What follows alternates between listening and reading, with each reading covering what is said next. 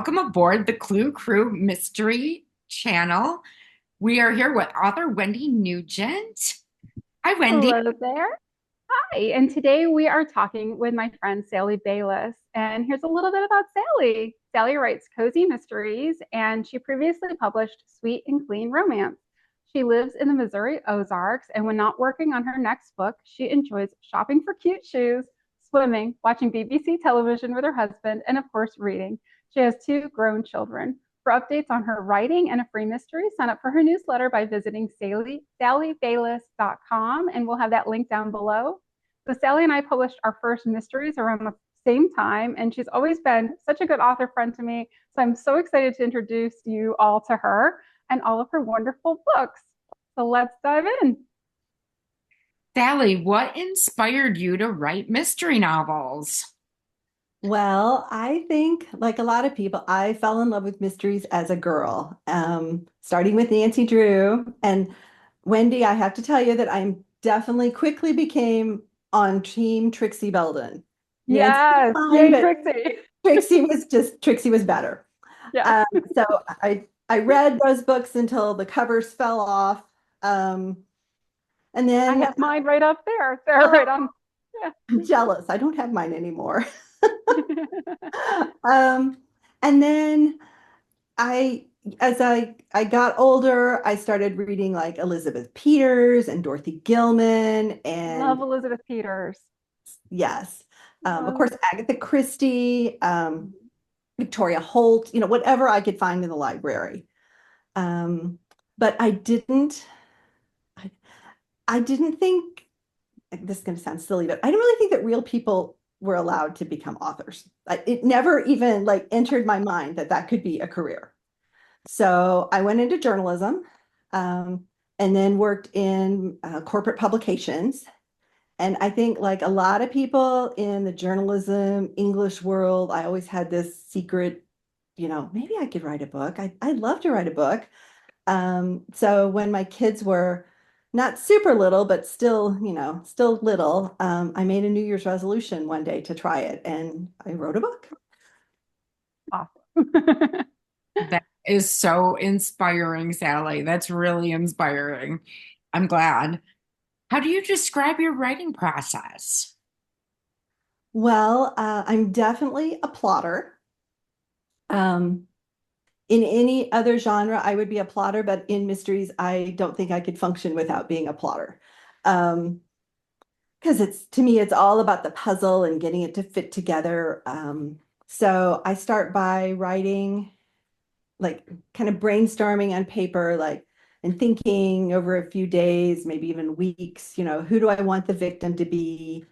Where do I want the murder to take place? Because setting is really important in a cozy. And who's going to be the murderer? Most of the time, I know who the murderer is before I get very far into it. And then I think about, who are my other possible suspects? And I then kind of figure out, okay, well, the sleuth is going to try this, then they're going to try this, and like how they're going to work it out. And then I write a synopsis, which may be like 2 to 6 pages, single space, just kind of telling myself the story. Interesting. And then I take that and I use software called Plotter, which you may use, Wendy. Hmm. But that lets me break that synopsis into little chunks and see it on like a timeline. And that also helps me keep track of what day of the week it is and what the weather is, because those are really important to me. Because, like, when I very first started writing, I would write a book and I would like show it to a friend, and they'd be like, okay, you realize that in this week you had two Tuesdays. Oh, goodness.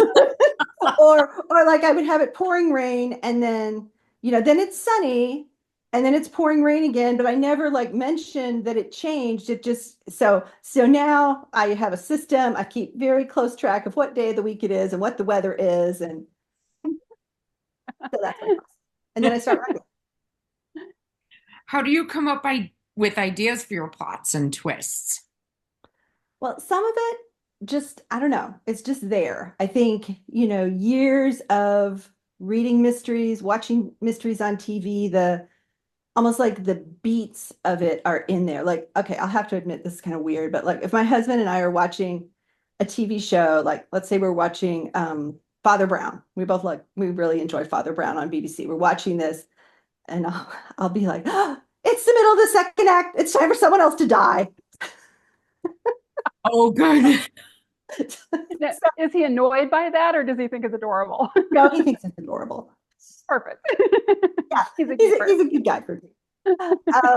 So I think it's just kind of in my brain. But if I get stuck, I'll either like do like a spider web brainstorming, like I draw a circle with the middle and write the question, and then I'll draw like all these different lines going out with like different possibilities what could happen next. A great idea. And I also we live way out in the middle of nowhere. So if I get stuck, we have a really long driveway. I just walk up and down the driveway and talk to myself. That is very interesting. There's something about being outside, I think, that really helps creativity. I agree. I agree I as live well. on my front porch. I mean, even in the wintertime, I have we live in Virginia and I have an electric blanket and I'll wrap myself in it and sit outside. It feels like this is where I am. And it kind of already puts me in the place of that imaginative. Yeah. Like this is, yeah. So I agree. Sally, do you base your characters on real people or are they entirely fictional? Um, Sometimes I will take a characteristic and I'll think of someone who had that trait and kind of think of like, okay, how could I spin that? But the only time and this was a long time ago when I was writing romance, I wrote a character who was based kind of on a real person, and no one believed that character. Like they didn't think they were real. So it's like, okay. Because I think sometimes people in real life are a little more over the top Than the than fiction? well, I think people in a book somewhat have to make sense, and sometimes people in real life don't. Well, that is true. Yeah. That is true. That is true. At least not from, not from what we see on the outside. I'm sure it makes sense in their brain. Yeah. I work with the public and I come across that all the time. For sure. What was the biggest challenge you faced while writing a mystery novel? I think the biggest challenge is when I have like a book that I'm in the middle of, and I'm always trying to improve my craft. So if I read a book about, writing craft, like say I read a book about plotting and I learn something, I want to use it, but sometimes I can't apply it in the book that I'm writing. And that's frustrating because then I have to be like, okay, well, you can do a little bit here and a little bit there, but basically you're going to have to save your new skill for the next book. That can kind of, I know when I try to do that too, it almost boxes you in a way if you already have an idea for something and then it can make it where you're almost paralyzed and can't go forward because you've got this like self-imposed constraint that Yes. you've done to yourself. And until you Yes. get rid of that and let yourself kind of get back into that imaginary world that you had created already. Yeah, I relate. Sally, do you do any research for your books? And if you do, what's the most interesting thing you've learned? I do quite a bit of research because my sleuth is the director of a small town history museum. So I try to put a little bit of history in each book.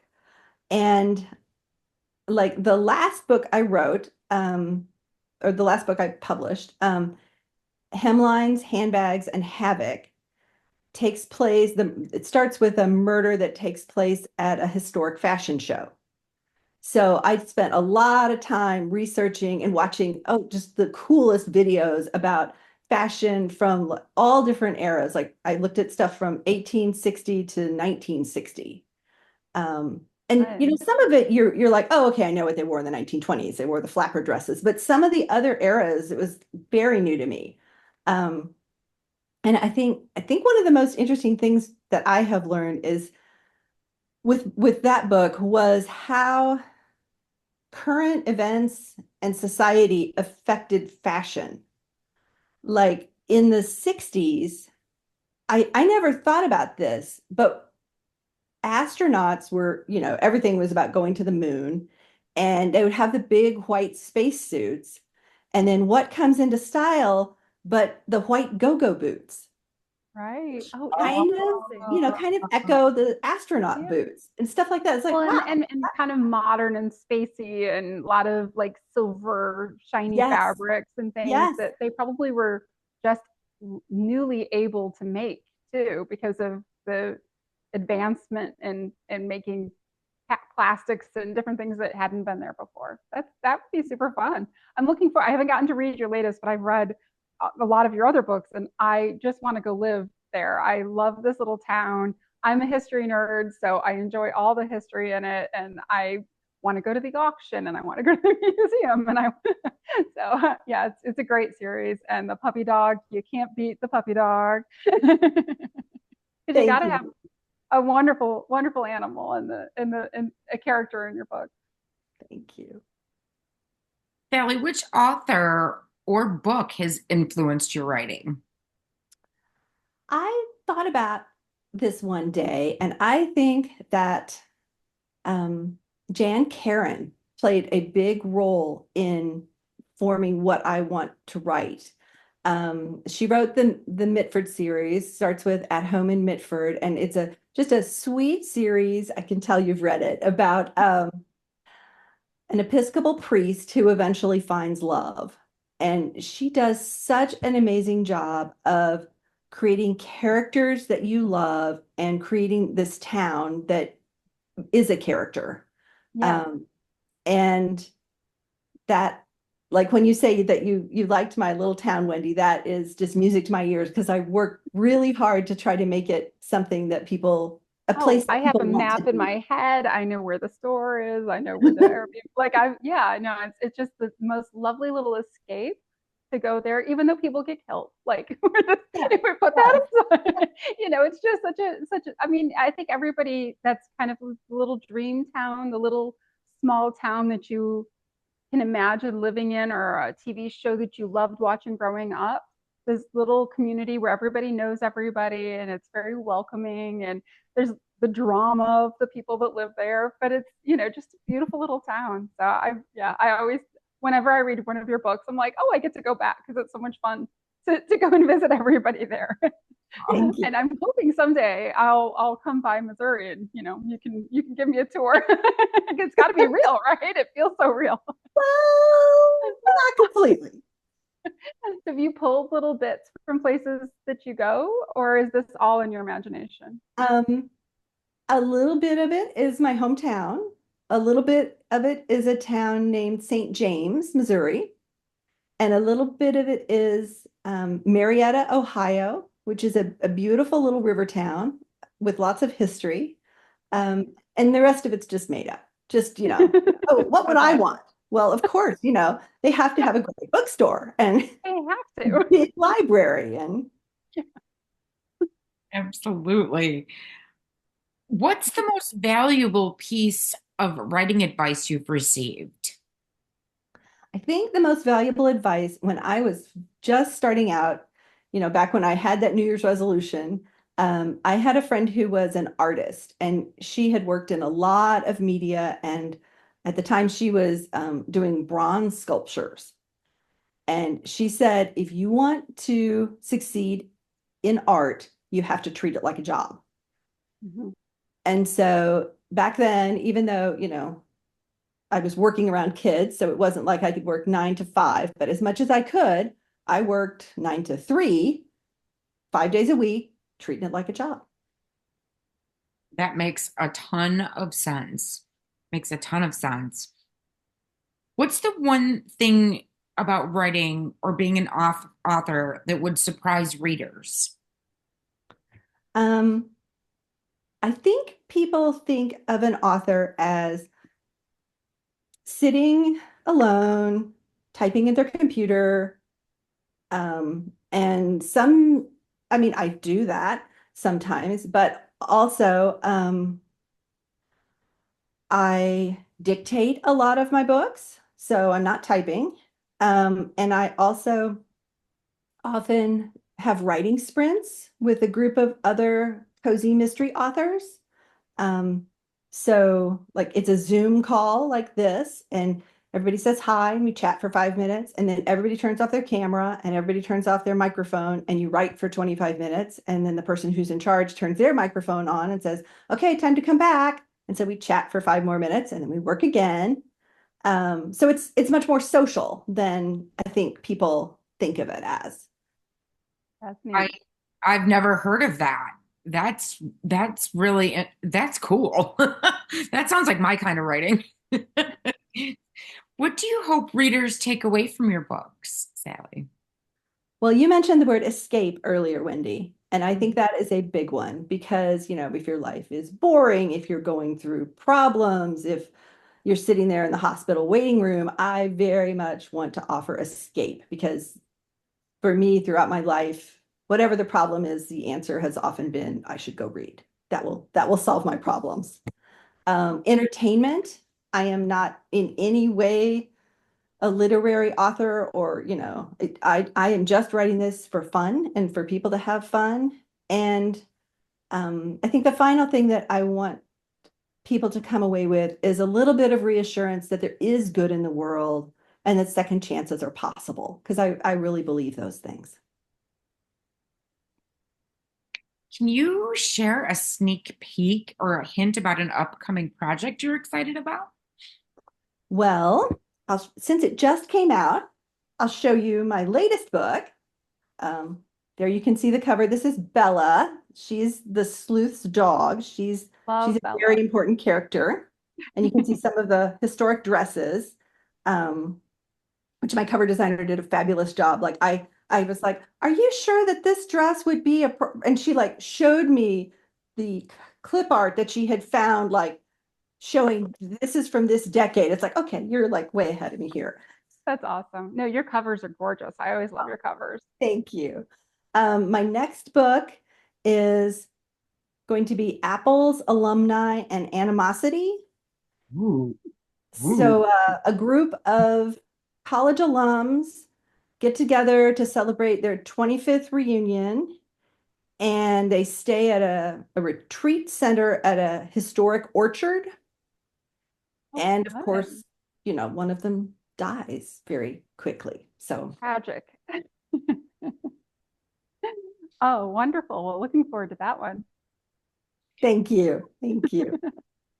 Well, if you enjoyed this video and you want more exclusive content, including free mystery ebooks, in-depth author interviews, and a chance to connect with fellow mystery lovers, consider joining our Clue Crew Mystery Book Club on Patreon. And we're going to have a link down below for that. And we also have a link down below for Sally's website. So please go and check out her thing. Sign up for her newsletter. She sends wonderful newsletters, and you can get a free prequel that I loved. It drew me right into that story and I couldn't wait. So you definitely want to do that. And if you'd like to dive into my mysteries, visit wendynugentbooks.com. Or you can come on a cruise with us. Jen and I are hosting a Clue Crew cruise in January, and we're hoping sometime we can grab Sally and bring her along on a future cruise. She couldn't make it this year, but hopefully in a future one. And we'd love to have you come sail with us.